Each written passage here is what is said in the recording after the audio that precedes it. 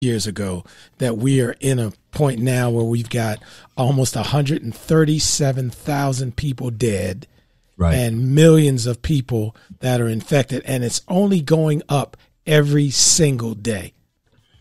Well, brother, that's the nature of a pandemic, right? Yes. Viruses have to be isolated and killed. Yes. Right.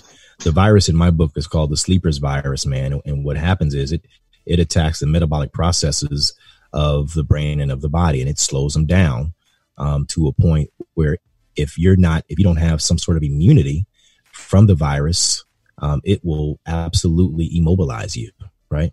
Wow. Now, interestingly, in my book, the people with immunity in my book happen to be Black and brown and Asian people.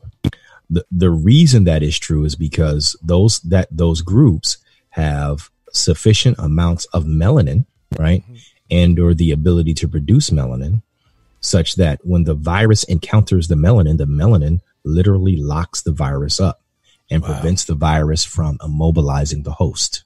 Wow. Right. But if you don't have enough melanin, guess what? You're going to be immobilized. And so what ends up happening, man, is that, the people who are not immobilized, Mike, look like you and me. Sure. And then so that remaining non-immobilized population in America has got to figure out, how to be a country and how to maintain and how to deal with the enemies and how to, fight off the scavengers. Sure. So, wow. Well, again, it's just so amazing that your book is so close to what we're dealing with now. Even when you look at how it's mutating, the way it's infecting blood clotting in the heart, and it was causing strokes in young people. Just brain damage. Exactly. I mean, every time you turn on the news, you hear some different thing that this virus does to the body. And the other part that I thought was real interesting was that it impacted African Americans, similar to what's happening now. People of color are really catching it as opposed to the rest of the population, which again is just so amazing that you started writing this almost identical scenario 6 years ago. It was interesting, man, is that in my book, African Americans and people of color benefit from the virus, frankly. Okay. Right. Okay. In the real world, we're being hurt by COVID. Right? Yes. And fundamentally, we're being hurt by COVID, because, again, of structural racism, right? Because of the health gap, right? The inability to have resources. I've got a very, very good friend, good Jewish brother of mine. And he and his family are Caucasian. And his wife, got COVID early, like March, like really early. Oh, wow. Right. And it almost took her out of here. I'm talking about ICU, the whole nine. Like she almost legit died. Right. Wow. And she had the best healthcare that money could buy. Wow. Right. So she was saved and she recovered and all that good stuff. But we're talking about a woman, in her early 40s, very good shape. She's an athlete, works out all the time. She got it and it almost killed her. And her saving grace was that fantastic health care that her husband and her family were able to provide. And so if you don't have that, though, man, that's right. It's tough. That's right. Tough. That's right. Well, how can folks get a hold of your book? How can they get a hold of you so that they can enjoy what Ryan and I are going to enjoy reading this? Yeah, absolutely, brother. So my book is definitely available on Amazon. It's Slumber, Slumber. I am the author, Ted Cummings. It is also available on my website. Now, if you buy it from my website, I will sign it and send it to you. So that's where you can get a signed copy. The website is sleepersbooks.com. That's SLEEPERS books.com. I'm happy to sign and send that to folks. I've done, hundreds of copies now doing it that way. And I'm on Facebook. There's a Sleepers Books Facebook page. There's Twitter. There's I think even Instagram. And I'm happy to say, man, that the audiobook will be out here soon. Excellent. It's finished and I'm just waiting on a final approval. Book 2 will be released before Christmas, as well as the audiobook for book 2. And, you know, and I was telling somebody, man, Mike, I mean, people have asked me, you know, hey, Ted, I can see this on Netflix. I can see this in the movie. And I'm like, you know, and I was like, yeah. Oh, absolutely. You know, because my ultimate goal, and I tell folk this unashamedly, I want to be the Tyler Perry, man, of Black science fiction. Okay. Yeah, that's what I'm going for, man. Well, I tell you what, just looking at this, I think you are well on your way. And certainly we want to be able to say, hey, man, we had him on way before he had his own science fiction studio. So we're just so honored to have you here. So you'll have me then too, brother. I don't despise small beginnings. I'll be back to talk about whatever it is you want me to talk about. Outstanding. Thank you so much. And we're going to hold you to that. So, brothers, let's move on to this whole sports piece. Ryan had started to fill in the gaps about what was going on in Texas. And Ryan, one question I did have is, are there any young people in Texas athletics right now that have COVID? Well, to the best of my knowledge, I'm sure there are some young people that have been infected. Sure. But as far as how many athletes have been affected, I haven't been able to get that information. Okay. Okay. You know, I see some kids in my neighborhood that are working out on their own, you know, doing their individual drills. I saw one kid, he had a rope tied to a couple of tires, and he's doing wind sprints. Mm-hmm. So these kids they're still, right, you know, they're wired in, and they're ready to start the season. And I'm not sure if that's going to happen. Well, this is what I want to hear from you and Ted. And we're going to assume for a moment that you guys have young athletes that are ready to show their stuff, and they're being looked at by USC, Howard, all the big schools. What happens now if the season is canceled? What would you guys do as parents of these athletes? Well, I mean, in my case, and I don't have this anymore. My kid used to play D1 football. He was a quarterback at TSU for a year. And, you know, and he's got other interests and so forth now, and that's fine. I'll be okay. You know, but, you know, if he were on a team right now and needed to get ready, you know, my feedback to him would be, man, like, you got to stay away from other humans. Right. Right. And do the stay at home workout thing. And I am sort of in that situation, right? I have a nephew who's a rising junior at The Ohio State University, and he's an amazing athlete. He's a football player. And, you know, this is supposed to sort of be his year, right? Sure. But, you know, there are at least 20 kids at The Ohio State, you know, who, you know, have contracted COVID. And so, I think it's irresponsible. I don't care how much money the program makes, and listen, sure, I'm a Buckeye fan to the hilt. Real sure, talk. It's personal to me. Oh yeah, my wife's alum. Right, and I want those kids to be safe. Yes. At the end of the day, you know, we can't replace their lives. We can't replace their brains. That's correct. You know, or other functioning parts of their bodies. And so the adults in the room, you know, need to look at the sanctity of life, like they tell us to around abortion and everything else.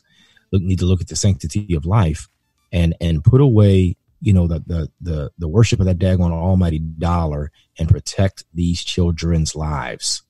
And I feel that way for school openings, for sports, you know, all of it. COVID is here because of very, very poor leadership at the top and in the middle. Yep. It's going to be here a while. And, you know, unless and until, you know, society as a whole makes a different leadership sort of shift. And we're hoping to see that in November. Wow. Ryan, your thoughts? Well, I'm in complete agreement. It's about public safety, and it's about, keeping kids safe. Ed Orgeron, the head coach at LSU, he was on a conference call. I like that. He said emphatically that we need college football. And I was like, wait, hold on, Ed, time out. Right. We don't need college football. We need to stay healthy. Right. So that we can enjoy college football in 2021, 2022, et cetera, et cetera. I'm a huge football fan. You know, I've followed Maryland football from the time I could talk, and when we joined the Big Ten, things kind of went sideways. Right. But y'all got better, man. Honestly, in my opinion, on that Big Ten move. I think so. I think we did.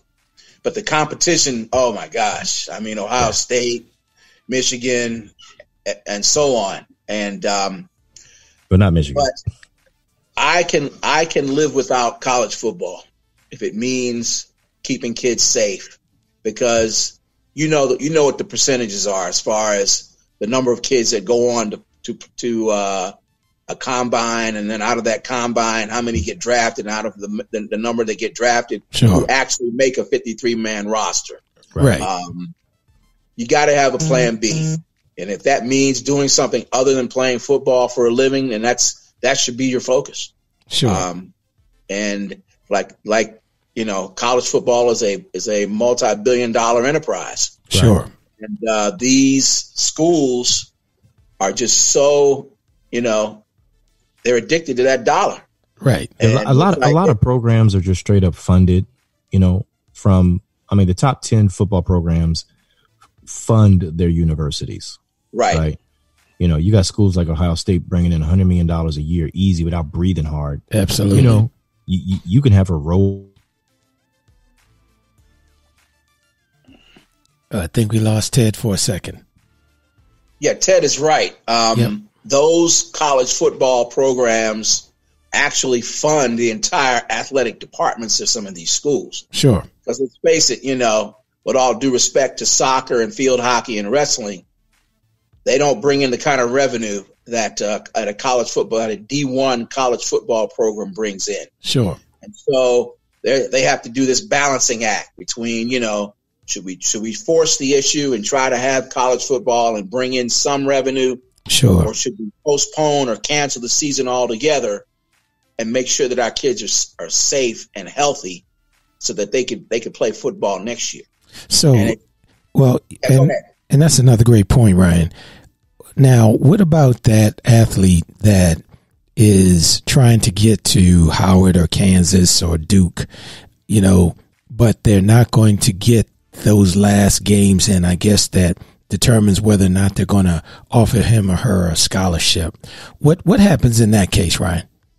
Well, hopefully the NCAA and the commissioners of the Big Five conferences, even the smaller conferences, are going to have to look at it and say, look, if you're a graduating senior, we're sorry.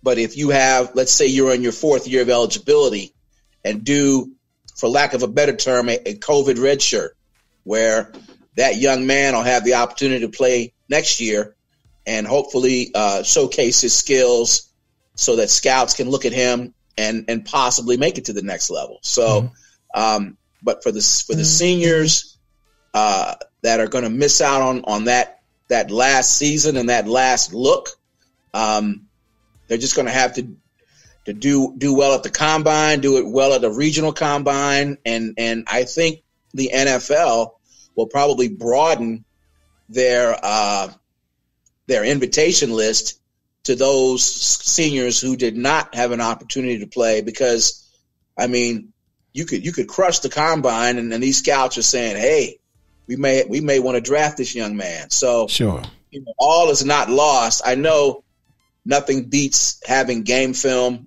but if a young man can excel at that combine and impress those scouts, he may have a shot. So the NCAA and the NFL are going to have to maybe bend the rules a little bit, make some exceptions, sure, and invite more kids to the scouting combine.